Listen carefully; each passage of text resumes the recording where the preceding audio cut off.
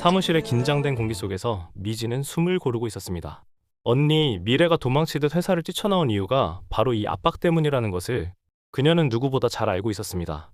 진짜 미래는 이곳에서 아무 일도 맡지 못하고 유령처럼, 투명인간처럼 지냈습니다.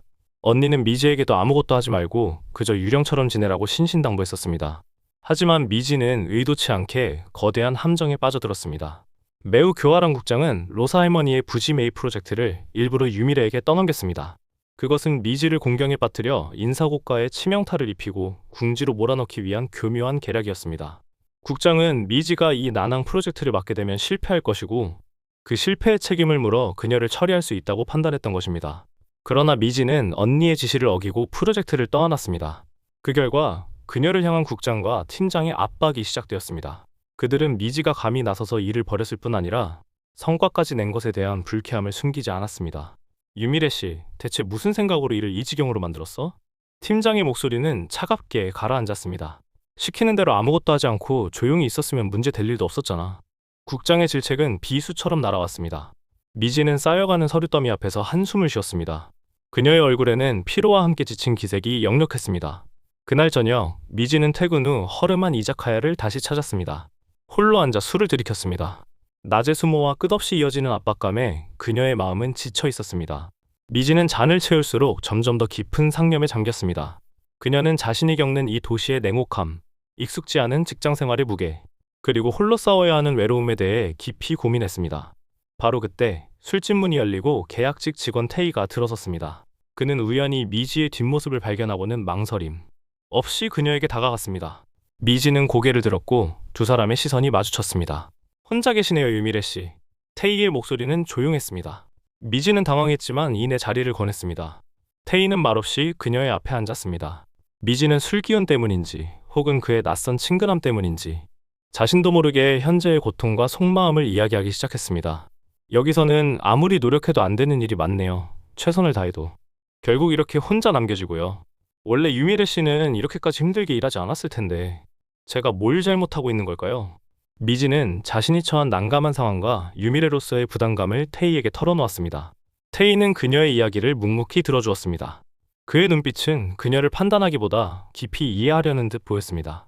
미지의 이야기가 끝났을 때 태희는 작은 목소리로 말했습니다. 유미래 씨 정말 열심히 사는군요. 그게 잘못된 건 아닙니다. 그의 한마디는 미지의 지친 마음에 따뜻한 위로가 되었습니다. 미지는 그에게서 묘한 동질감을 느꼈습니다. 그녀는 그에게서 어떤 종류의 인간적인 연대감을 느꼈습니다. 태희는 그녀의 눈을 지그시 바라보았습니다. 그의 눈빛 속에는 그녀를 향한 연민보다는 유미래의 삶을 대신 싸우는 그녀에게서 자신의 누나의 그림자를 발견하는 듯한 감정이 스치는 듯 했습니다. 그날 밤, 태희는 자신의 허름한 아파트로 돌아왔습니다. 방 안에는 아무도 없었지만 한쪽 벽에는 젊은 시절의 한 여인이 환하게 웃고 있는 영정사진이 놓여 있었습니다.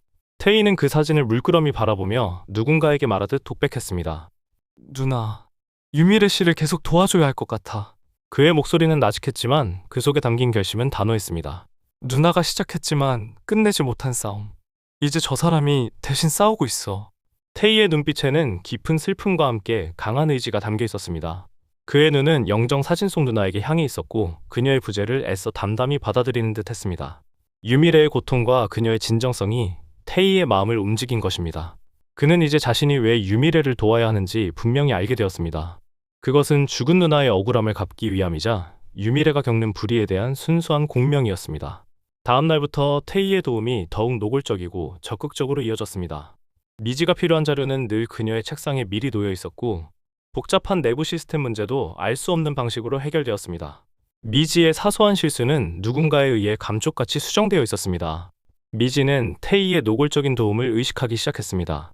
그의 도움은 미지에게 큰 힘이 되면서도 동시에 풀리지 않는 미스터리로 다가왔습니다. 왜 이 계약직 직원이 자신을 이렇게까지 돕는 걸까? 미지는 태희를 향한 의문이 증폭되었습니다. 그녀는 태희가 자리를 비운 틈을 타 그의 책상을 조심스럽게 살펴보았습니다. 그곳에는 낡은 수첩이 놓여 있었고 그 옆에는 누군가의 명함이 뒤집혀 놓여 있었습니다. 미지는 무심코 그 명함을 집어들었습니다. 명함 앞면에는 유미래라는 이름과 함께 그녀의 직책, 그리고 소속 부서가 명확히 인쇄되어 있었습니다. 미지의 손이 미세하게 떨렸습니다. 이 명함은 분명히 진짜 유미래의 명함이었습니다. 태희가 어째서 이 명함을 가지고 있는 것일까? 그리고 그의 책상에 놓여 있는 이유는 무엇일까? 미지의 머릿속은 혼란으로 가득 찼습니다. 그녀는 태희가 자신을 돕는 이유와 이 명함이 의미하는 바를 파헤쳐야겠다고 결심했습니다. 그날 저녁, 미지는 퇴근하는 태희의 뒤를 미행했습니다. 그녀는 최대한 그림자에 숨어 그의 눈에 띄지 않도록 조심했습니다. 태희는 익숙한 듯 한 허름한 아파트로 들어섰습니다. 미지는 건물 밖, 어두운 골목 어귀에 몸을 숨겼습니다. 잠시 후 열린 창문 틈으로 태희가 누군가에게 말하듯 혼잣말하는 목소리가 희미하게 들려왔습니다. 누나, 유미래 씨를 계속 도와줘야 할 것 같아. 누나가 못 끝낸 싸움. 그 사람이 대신 싸우고 있어. 미지의 심장이 쿵 내려앉았습니다. 태희가 말하는 누나는 바로 사진 속 여인이었고 그녀가 누나와 같은 고통을 겪었다는 사실에 미지는 소름이 돋았습니다. 태희가 유미래를 돕는 이유는 바로 그것이었습니다. 미지는 자신도 모르게 숨을 죽였습니다. 자신이 겪고 있는 싸움에 이제 새로운 아군이 생겼다는 사실이 그녀에게 큰 힘이 되었습니다. 하지만 동시에 태희가 유미래 씨의 상황을 이렇게까지 정확히 알고 있다는 것에 묘한 긴장감이 돌았습니다. 미지는 복잡한 감정을 안고 그의 뒷모습을 응시했습니다. 그녀는 태희의 존재가 앞으로의 싸움에 어떤 영향을 미칠지 알 수 없었습니다. 단지 그들이 같은 목표를 향해 나아가고 있다는 사실만이 분명했습니다.